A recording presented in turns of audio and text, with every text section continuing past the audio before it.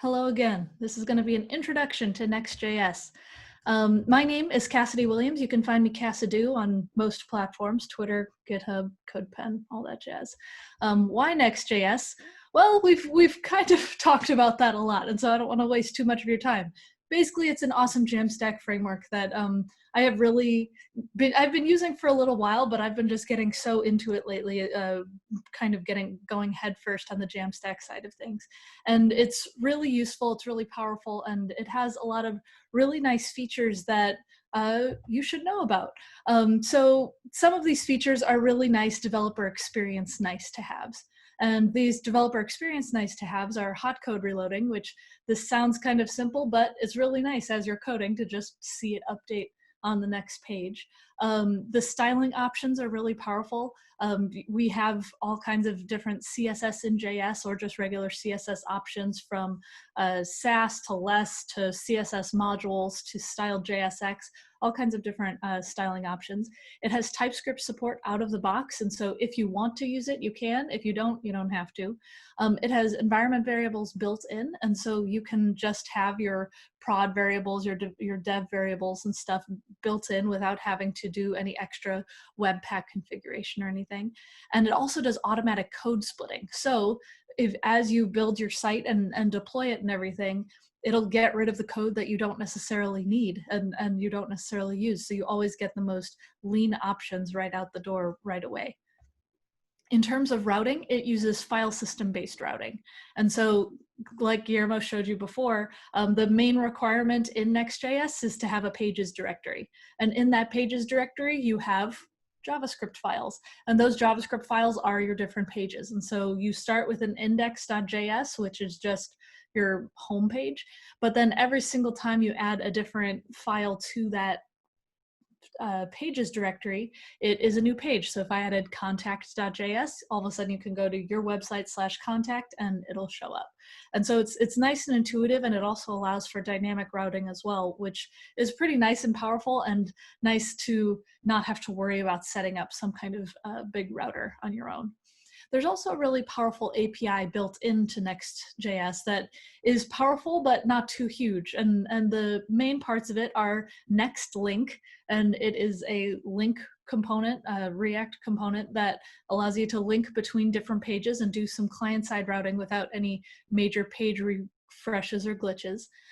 There's also Next Head, and that is another React component that, as you populate things inside of the head component, it will update your title or your meta tags or whatever things that you would want in the head of the rendered HTML document. There's also a Next router, and that allows you to manipulate the router and handle redirects and stuff if you wanted to do that outside of the file system based router. Then there's also Next AMP, which if you've seen AMP pages, you probably have, even if you haven't noticed them. Those are those I forgot what their amplified pages, what the actual pages are called. But anyway, it's that Google technology that allows you to kind of have articles that are kind of that was a slip of the tongue, remove all of the stuff from the outside of your article so you can just read it. Next allows you to incorporate that into your sites as well, so you can have it optimized for AMP pages as well. The CLI has a few specific commands, and again, there's only 4 of them. It's nice and quick. Build, it builds your site. Dev, it runs your dev server. And start, it starts your server after building. And those 3 are all you really need, and that can allow you to run your site completely. And then there's also Next Export, which exports it to a static site that you can then use, and everything is pre-built for you. In terms of custom configuration, there are a lot of options there too, but long story short, it's just a node module in a next.config.js, and that configuration is pretty powerful. You can add most things that you would normally add to some kind of site configuration. I really like to add, what is it called? Absolute paths. And so instead of doing that .. / and having like 5 of those to get to your design system whenever you're going from a certain component, you can just say, okay, whenever I want to use design system / button, just do like @buttons or something in your imports, and it is set up for you. And so it's really nice to set up that kind of stuff right in your Next config. And I'll show you how to do that when we get into the demo. There's also a JS config, which I will show that to you as well. And the Next config and the JS config can get confusing, and I actually think the absolute pathing thing has to go in the JS config anyway. I might have just mixed that up. You'll see. As I say, you'll see, we should just code, shall we? And so I have a GitHub repo, github.com / my username Cassidy / next Netlify starter. I'll pause on this for a little bit if you want to pull up that link.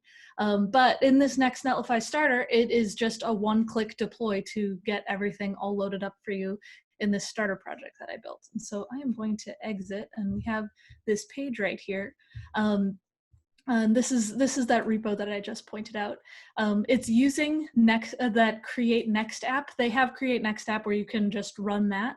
But when I use this repo that I built here, it just adds a few extra things so you don't have to set it up yourself. So you can click this deploy button and it automatically deploys. And so I'll connect this to my GitHub, which, yeah, that's already done.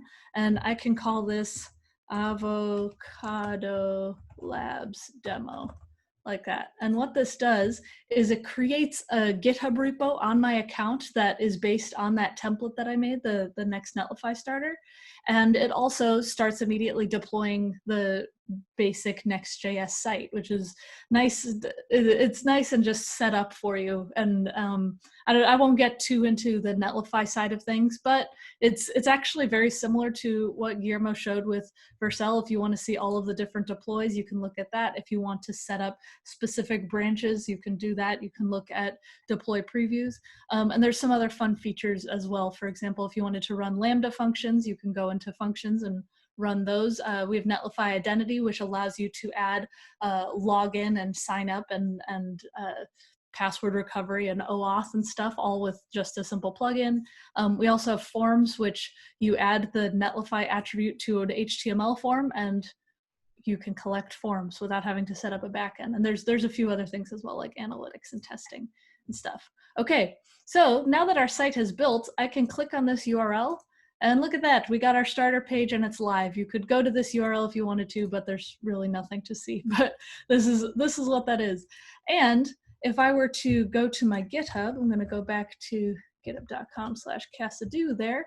I can go and, there we go, into my repos, and there's my Avocado Labs demo, and it has our whole starter project right built in there for me. And so I'm going to clone this on my machine. I know it's risky to do this live, but I wanted to show how fast it can be to get a Next app deployed and running. Okay, cool. So now that we have that cloned, I am going to open this up in VS Code and we will work with it. Let's see, I am going to increase my font size because I'm sure that it'll end up being too small. And my font size ends up being even smaller than I expect. Could you guys let me know? I'm looking at your faces over there. Okay, cool. 1 second, I'll just change this to like 22 and we'll see how that goes. Bueno? Bueno, okay, great. So anyway, we have a few key files that I want to talk through. So this first one is a netlify.toml. All this does is it says, hey, when we deploy this to Netlify, run this command, which is that npm run build, and build is that next build command that I told you about before, and then npm run export. And so it builds the site, and then it exports that site to a static site, and it publishes it to an out directory. And that out directory, publish equals out, is what is actually loaded on this page, this live page for the Next starter right there. And so with these 3 lines, everything can deploy to Netlify. In the package.json, we have no extra dependencies. We just have Next, React, and React DOM, and we have those scripts from the API that I talked through. And so this is a pretty straightforward package.json. You can add whatever dependencies you want, obviously, but out of the box, this is what it comes with. And then this is that jsconfig.json. I did mix up the two with the Next config and the JS config. And this allows you to do those absolute imports. And so whenever I want to access components, I can do add components and it'll automatically pull from the path that I define in there. And I think that is such a useful thing that you don't realize is useful until you are doing that ... / like 5 times until you get to the component that you need. Okay, so this is all the stuff that is good to know at the top level. In the public directory, we just have like the favicon and stuff, and then in the pages, we have that index.js that I told you about. And in this index.js, I'm going to expand this a little bit. This is that page that I told you about that we just saw that's live right here. And so we have this welcome to my app, get started by editing. We have a footer in there. And as you can see, we have the footer. We have this get started by editing in the header, and then we also have this head component. So this head component is the thing that we talked about in terms of what should go into the head of our application. And so we have this next starter right here, and I could say like avocado, like that. And then when we update that, that's going to update our title when it's built. And actually, I'm going to npm run dev like that. Oh, oops, I need to cd into the directory. Avocado, and then npm run dev, or not. Oh, I didn't install, that's why. Sorry about that. Well, while that's installing, I also have 2 components, the header and the footer. And the components are really just very simple React components. This is a footer where it has a footer tag, it's made with, and then a heart for you, and then I use styled JSX right here, which again comes right out of the box. I could switch this to using regular CSS or CSS modules, and it'll be already built in, and it'll be nice and quick to use if you want to do that. And then for the header, this is just a 1-line component. I could change this where if I want to take in a text prop, right now it says welcome to my app, I could change it so it's just text. And now this is something that I can use across different components right here. So when we look at this, I can do text equals, and then we could be just like, welcome to the demo, like that. And now if I were to run it, oh wait, that's the live one. I have done that so many times recently where I'm showing the live page. Okay, so this is the local one, and we have this welcome to the demo, and look, it says avocado in the title right there. And that's a very, very, very quick high-level version of what Next can do. So we can now talk through some other cool features of it. Let's just say that we want to create a new page. I mentioned contact before. I'll do contact.js. And we can turn this into a page very simply by just exporting a React component. And so I'm just going to copy this line right here to save us some typing time. And instead of default function home, I'll call this contact. And then I can say return, and then a div in here, and I'll say, please contact me, just as an example. And then if I wanted to link to this contact page, I can import that link from next/link right there. And then with this link and next/link, what I can do instead of having this get started by editing, I could be just like get started by clicking our contact page. And then in this link, it's a bit of a funky component because what you do is you do link and then href up here. And so I'll do /contact, but then inside of here, you have an anchor tag. And then we'll just say, click here, like that. And so if I were to save it, then go to our page, look at that, click here, and then it has please contact me, hooray.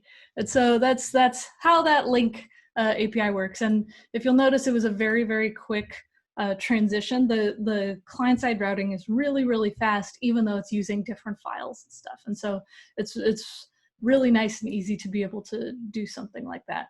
I'm not going to use the router component because that could end up being a much longer thing, but it allows you to say, okay, if I want to redirect whenever I click something, it'll allow for something like that. So let's actually use this contact page and we'll create some kind of contact form that, that could be kind of fun to use. And so I'm going to copy some of this stuff that I used in the index. I'm just gonna, you know what? Yeah, I'll copy all of this. So I'm gonna copy all of this that I put in the index, but I am going to take out this, take out, why is it yelling at me? Ah, I didn't close my div. Like that. Notice the hot code reloading, the arrow is behind me right there, and it notices that right away. And so let's just say I wanted to turn this into, I'm gonna take out the footer right here. So I just wanna get that styling. Let's just say I wanted to, for example, make some kind of state variable. So I can import use state, import use state from React. And one interesting thing you might be noticing, you don't have to import React on every single component, which is not that big of a deal, but it's really nice to not have to worry about, because that's something where every single time you would have to create a new React component in a typical React app, you had to just do that every single time.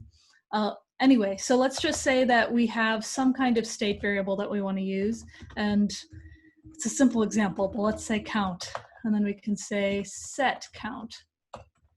Inside of there, we can say use state, and I'll start it at 0, and we can create some buttons in here.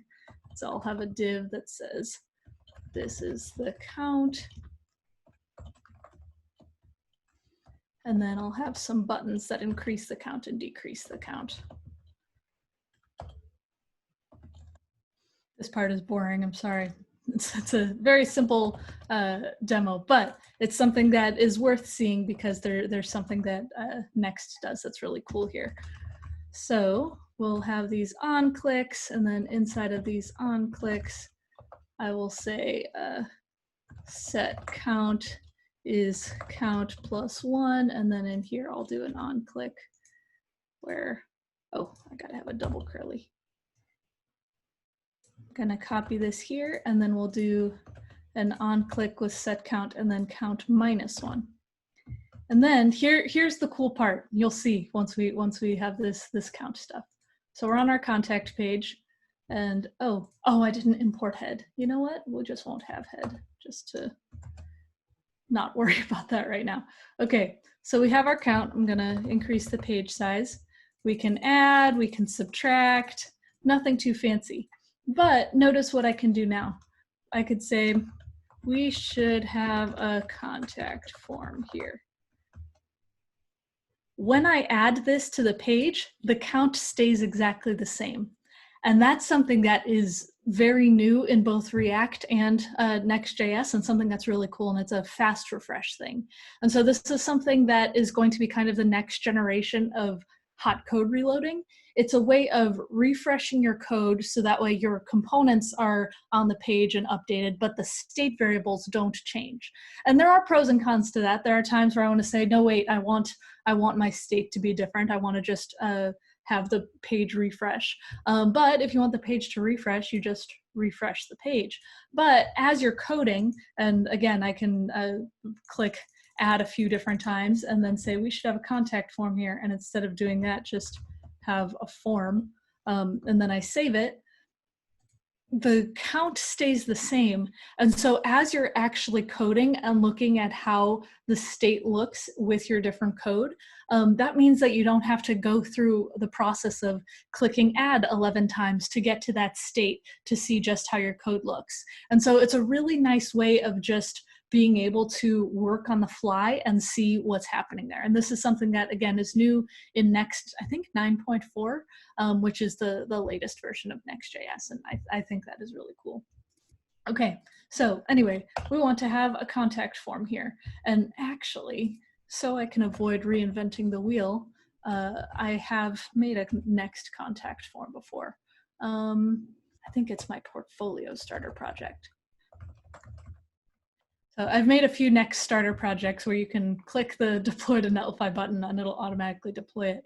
And so to avoid reinventing the wheel, I'm just going to copy a form because forms take an annoying amount of time to create. Oh, I made it a component.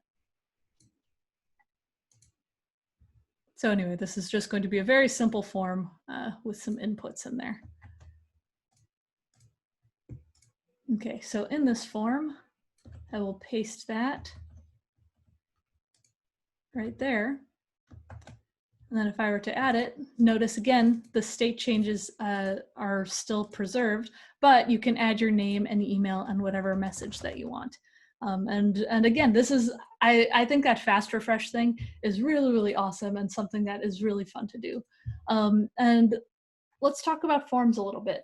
This is just JSX. This is really just HTML. The only thing here that's not really HTML is this HTML4, because 4 is a reserved word in JavaScript. But let's just say you want to turn this into an actual form, something that you can submit and get details from. I'm going to create a success page, and I'll do success.js. And in this success page, it's just going to be an export default function success. And in this success page, I will say a div, and I'll say your form has been successfully submitted. And then I'll add a link in there, and I'll import link. By the way, if you have questions during this, I'm going to have the Q&A thing on the side, so I can answer them on the fly as I'm coding.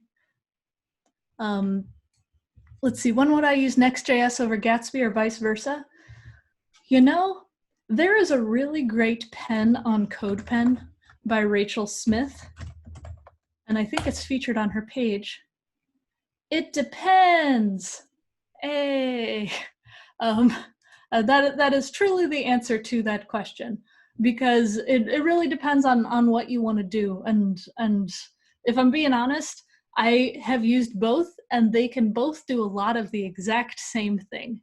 They both have some really awesome features, and that's something that it's kind of hard to answer, because they both do different things in similar ways and different ways. And so, for example, I'm just going to talk about this really quick because I think that's an important question. With Gatsby, the ecosystem is huge. It is massive. If you want to, for example, import an Instagram feed or something onto your page, there's a plugin for that. I guarantee it. I could probably look it up right now and we would find it within a couple search results. If you wanted to, for example, query a FaunaDB database with GraphQL and incorporate it into a Gatsby form, that there's probably a plugin to that. The ecosystem is huge. That being said, with the ecosystem being huge, there is not a lot of regulation on all of the plugins there. And so there's pros and cons there. There's some trial and error as you're figuring that out. But the power behind Gatsby is its community by far. Next.js, it has a community, but it is definitely smaller and growing, but definitely smaller. And so there is, as a result, less support. But I'm not saying that the support is bad, there's just less. If you want to have a question about Gatsby answered, you will find an answer because so many people use it. I saw some numbers recently, and it was showing how just big Gatsby is in the React frameworks land, because React is a library, not a framework. It is massive, and Next is good. It's in like the top 5 or whatever, but it's not quite there yet in terms of size and mass. And so again, there's pros and cons to that. I think the team is doing a lot of really cool stuff behind Next, and I love their strides towards more and more smart static generation stuff. And so it depends on what you want. If you want some of the cool features that are incorporated into Next out of the box that Gatsby doesn't have out of the box, then there you go. If you want to have every plugin you can possibly imagine, Gatsby is the way that you want to go. And it really depends on your team and what you want to do. And there's so many blog posts about it that this is kind of the shortest and most concise answer I can give you, because I just read a blog post comparing them the other day, and it took me a solid half hour to read this long essay that basically ended with, it depends. So I hope that answers your question, kind of, but that is really the summary of that. Okay, anyway, I am going to import link from next/link right here. And I am going to link back to the home page. Link, and then we'll do and href and say / and go back home. So the reason why I'm doing all of that is because when my form has been submitted, it is going to redirect to this success page, and then the users will have the ability to go back home if they want to.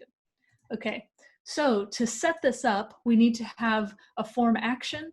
And you know what? I have that written down right here. We need to have a name, and we need to have an action, and we need to have this method post right here. And so I'm going to add all of this. And so on the action, that means this /success here, this is the route that it's going to go to when you submit the form. When you hit send, it's going to gather a bunch of data in there. Okay, that being said, I mentioned Netlify forms before. It is by far my favorite feature just because it reduces so much dev load. Typically in an HTML form, you just add Netlify and that's it. That's all you have to do to have your form be live on Netlify. In Next, you have to do data-netlify equals true. And that's something that you have to do in any React framework. That's just kind of how it has to load. But my just adding that automatically makes it so on Netlify, if someone were to submit this form, we will capture that data. So what I'm going to do is I'm actually going to deploy this. So I'm going to add pages, and git add components, demo form, like that. Oh, did I just mess something up? Oh, it didn't capture my last quote. Huh, funky. Anyway, okay. So now that I have pushed that, what is cool about this is what I can look at, first of all, once I've pushed it, it automatically goes into this building phase. One thing that I really like to do is as things are deploying and everything, what I can do is I can get a status badge where it says Netlify building right here. And I can put that in my README file. It's markdown, and so when I copy this into my README, I can see whenever my repo is deploying or building, and whenever it's live. And I didn't add that to my README now, but I should do that really quick. Let's see. I'm gonna add that to my README because right now it's just the README is looking for my starter project, which is not the thing I'm deploying. And I'm gonna just say avocado demo. Oh my gosh, I spelled avocado wrong. Avo. Like that. Also, that deploy to Netlify button, whenever you want to make a template with Netlify, it's really just app.netlify.com. I have all of this tracking stuff because I like to see how many people are clicking on things. But it has this github.com/Cassidy next Netlify starter. I can change this to, I think I called this avocado labs demo. Avocado labs demo. That is it. That is all I have to do to make this deploy to Netlify button work. And that's because it's powered by this netlify.toml. And so it looks at the repo. If it finds the netlify.toml, that instantly makes it a template to be deployed. And one thing that we're actually going to be doing at Netlify is taking in community created templates and featuring them on our site, featuring them on our social media and stuff. We already have some. I think if you go to like templates.netlify.com, you can see some, and it's, again, this just deployed a Netlify button that points to a repo. We don't actually have any Next templates featured on this yet. And so if you would like to be one of the first Next templates featured on this, that would be awesome, because this is a page that was created a while ago, and we add templates pretty regularly, but there's not a search or anything. We're going to be revamping this. But anyway, if you'd like to have one of your templates featured, that'd be kind of fun. Okay, anyway, I'm going to clean this up in the README, but let me add this README.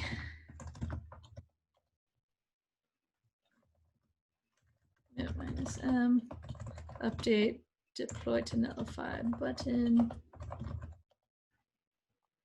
And so if I were to go to my page, it still says success here because it was using the previous build. But as I refresh, now it has building right here because it's actually building it. And if you click deploy to Netlify, it would use this template that we've made to deploy it. That part isn't a Next thing. That's just something that I think is cool. Anyway, look at that. We've got this welcome to my demo.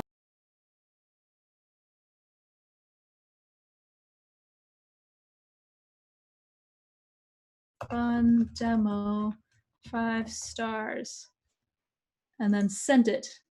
When I send it, it says my form has successfully submitted, go back home, and that process is done. It's just those 3 routes that we set up in Next. And now, if I were to go to forms here on Netlify,